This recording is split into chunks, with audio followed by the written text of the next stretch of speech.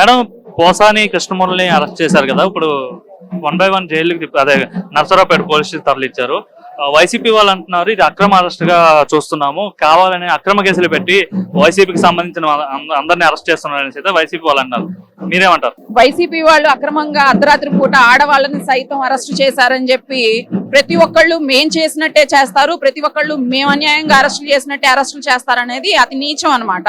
పోసాని మురళి గారు ఏవైతే పవన్ కళ్యాణ్ గారి గురించి మాట్లాడారు ఇవన్నీ ఆయన బాత్రూమ్ లో కూర్చొని మాట్లాడలేదు.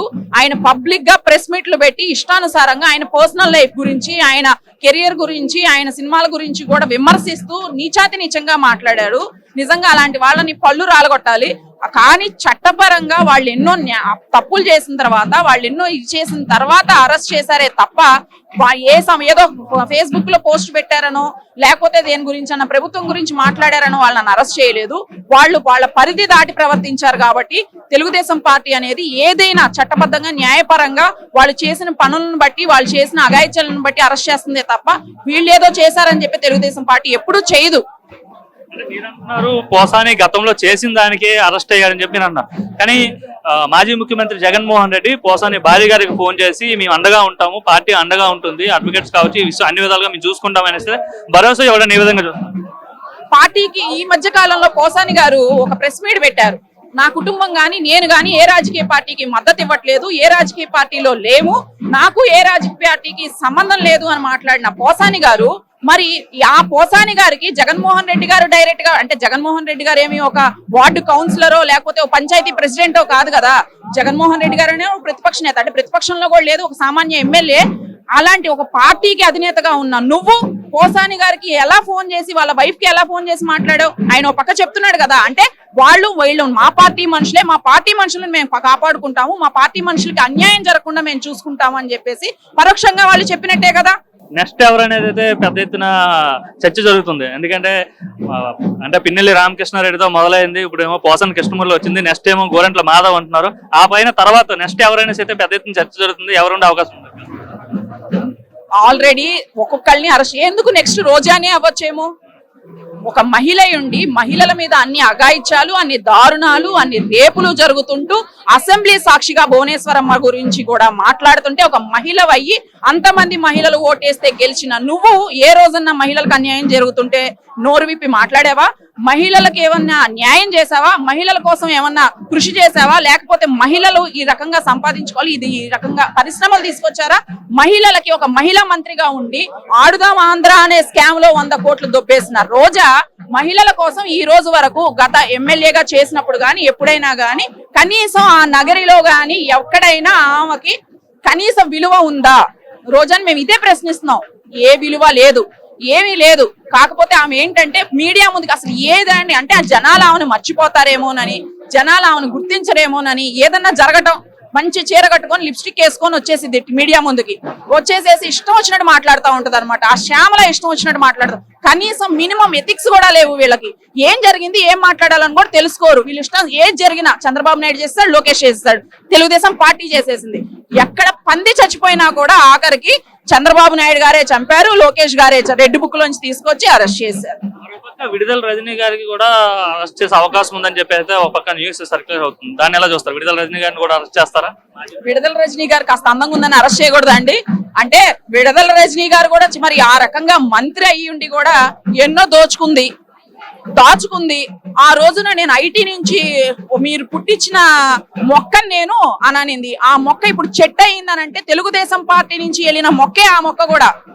మరి ఆ రోజున తెలుగుదేశం పార్టీలో ఉన్నప్పుడు జగన్మోహన్ రెడ్డి గారిని ఎంత విమర్శించిందో తెలుసు. టీడీపీ నుంచి వైసీపీకి వెళ్ళిన తర్వాత పదవి కోసం, మినిస్టర్ పదవి కోసం, మంత్రి అవడం కోసం చంద్రబాబు నాయుడు గారిని కానీ, లోకేష్ గారిని కానీ, వాళ్ళ కుటుంబ సభ్యులను కానీ ఎంత నీచంగా దిగజార్చి మాట్లాడిందో కూడా ప్రతి ఒక్కరికి తెలుసు. ఇంకేంటండి, ఆమెను ఎందుకు అరెస్ట్ చేయకూడదు? ఆమె ఏం చేసింది? ప్రజా సమస్యల గురించి వేటిని పట్టించుకుంది? ఆమె ఎంతసేపటికి ఆస్తులు కూడా పెట్టుకొని నా అందాలు చూపించుకుంటూ, ఆమె ఫ్లెక్సీలు వేయించుకుంటూ సోషల్ మీడియాలో ఎంతసేపటికి నేనే వైరల్ అవ్వాలి అనుకుంది తప్ప ప్రజల సమస్యల గురించి కానీ, ప్రజల గురించి కానీ ఎక్కడైనా మాట్లాడిందా? ఎప్పుడు ప్రభుత్వాన్ని విమర్శించడం తప్పితే ప్రజలకు ఎక్కడైనా న్యాయం చేసిందా? మంత్రిగా చేసిన ఒక పనిని చెప్పమనండి. మంత్రులుగా ఇంతమంది మంత్రులు ఉన్నప్పుడు ఒక కంపెనీని తీసుకొచ్చారా, ఒక పెట్టుబడి తీసుకొచ్చారా? ఆంధ్ర రాష్ట్రం మీద అప్పుల భారం మోపి ప్రజల జీవితాలని నాశనం చేసేసి మరొక బీహార్ గా తయారు చేసింది YCP party. Kodali Nani arrest ఎప్పుడైనా సరే టీడీపీ కార్యకర్తలు పెద్ద ఎత్తున ఎదురు చూస్తున్నారు. కొడాలి నాని అరెస్టు అనేది ఏంటంటే అంటే అది దారుణంగా ఉండిద్దేమో అరెస్ట్ అనుకుంటున్నా నేను. ఎందుకు అని అంటే కొడాలి నాని గారు అన్నాడు నా ఎంటుకు కూడా పీకలేదన్నాడు, మళ్ళీ ఏమో గుండు పట్టించుకొని తిరుగుతున్నాడు. గుండుంటే ఎంటికి ఎలా పీకుతారా బాబు, అంతే కదా. కొడాలి నానికి మరి అంత భయం ఎందుకో, ఎంటుకు కూడా పీకలేడు జుట్టు పట్టుకొని ఈడ్చుకెళ్తారు అనుకున్నాడో ఏమో. ఫస్ట్ ఆ గుట్కా నవలకుండా గుట్కా లేకుండా ఒక ప్రెస్ మీట్ తడబడకుండా మాట్లాడమని చెప్పండి కొడాలి నానికి.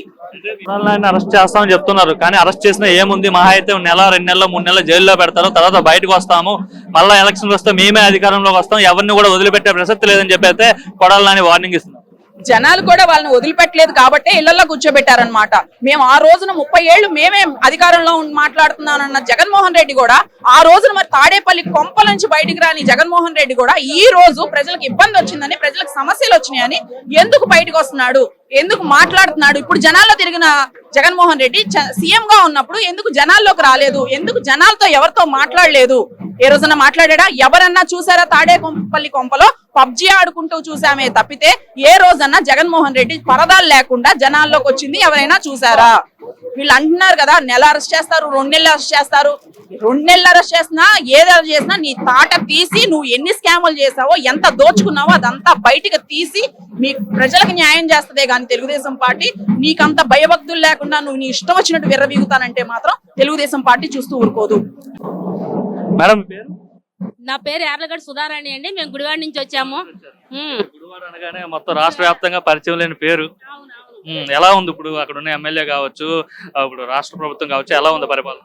పరిపాలన అయితే చాలా బాగుంది. 5 సంవత్సరాలు అయితే జగన్మోహన్ రెడ్డి ప్రభుత్వంలో ప్రజలు చాలా ఇబ్బంది పడ్డారు. ఇప్పుడు వ్యాపారస్తులు అవనివ్వండి, ఇండస్ట్రీలు అవనివ్వండి, ఎవరైనా సరే, ఇప్పుడు ఒక టాపీ వర్కర్ అయినా ఇసుక అక్రమ ఇసుక దందాలు ఇవన్నీ పనులు లేక చాలా మంది ఇబ్బంది పడ్డారు. ఇప్పుడు చంద్రబాబు నాయుడు గారి ప్రభుత్వంలో ప్రజలు చాలా హ్యాపీగా ఉన్నారు. మరి అలాగే ఇప్పుడు సూపర్ 6 పథకాలు చంద్రబాబు నాయుడు గారు పెట్టారు. అందులో కూడా పెన్షన్ మరి ఇస్తాను, ఏదైతే 1000 రూపాయల పెన్షన్ ఉగాదికి ఇస్తామని అన్నారు, అట్లాగే కూడా మరి చంద్రబాబు నాయుడు గారు అది అమలు చేశారు. అది కూడా మళ్ళా ఉచిత గ్యాస్ సిలిండర్ అది కూడా ప్రజలకి అందుతుంది. అన్ని కూడా ప్రజలు అయితే మాత్రం చాలా హ్యాపీగా ఉన్నారు ఈ తెలుగుదేశం ప్రభుత్వం వచ్చిన తర్వాత. అంటే ఇప్పుడున్న ఎమ్మెల్యే కంటే పాత ఎమ్మెల్యే కొడాలి నాని ఉండప్పుడే బాగుండేది, గుడివాడ ప్రజలంతా చాలా హ్యాపీగా ఉండేవారు అనుకున్నారంటే నిజం కాదా? అక్కడ కాదండి, అసలు 20 సంవత్సరాల్లో ఆయన ఒక ఎమ్మెల్యేగా చేశారు, ఒక మంత్రిగా చేశారు. అసలు ఒక డెవలప్మెంట్ అనేది ఏమీ లేదు. గుడివాడ అంటే ఆయనకు వచ్చిన గుడివాడకు వచ్చిన పేరు ఏంటి అంటే ఒక బూతుల మంత్రి. ఎక్కడికి వెళ్ళినా కూడా మా ఊరు పేరు గుడివాడ అని చెప్పుకోవాలంటే సిగ్గుపడేవాళ్ళం. గుడివాడ అంటే బూతుల మంత్రి ఊరా అనేవాళ్ళు. ఇప్పుడు కూడా మేమైతే చాలా హ్యాపీగా ఫీల్ అవుతున్నాము. ఎమ్మెల్యే వెనుగళ్ల రాము గారు కూడా ప్రజల్లోకి వెళ్తున్నారు. మరి ఆయన ఎక్కడ ఏం సమస్యలు ఉన్నాయా ఏంటా అని చెప్పి తెలుసుకుంటున్నారు.